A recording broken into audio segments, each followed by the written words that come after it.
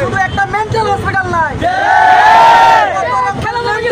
হতে পারে তারা নিজেরা বিভাগ ঘোষণা করে এক করে বুঝেন, এক করে যদি পদুয়ার বাজার বিশ্বনাথ বন্ধ করে দেয়, কুমিল্লার মানুষ কুমিল্লাতে এক করে হয়ে যাবে ইনশাল্লাহ।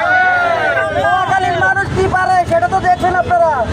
জুলাই সনদ যখন বাস্তবায়নের জন্য রাজনৈতিক দলগুলো স্বাক্ষর দিচ্ছে, তখন জাতীয় সংসদের এরিয়ায় নোয়াখালীবাসী সারা বিশ্বকে দেখিয়ে দিয়েছে।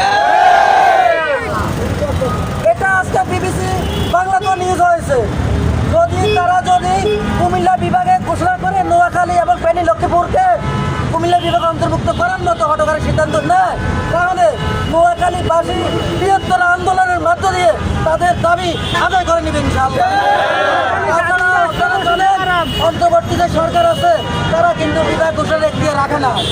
যদি বিভাগ ঘোষণাই করতে হয় তাহলে নোয়াখালীকে বিভাগ ঘোষণা করতে হবে, অন্য কোথাও চুদুর করা চলবে না। নোয়াখালীর বিকল্প হবে না ইনশাআল্লাহ। ধন্যবাদ সবাইকে। আসসালামু আলাইকুম।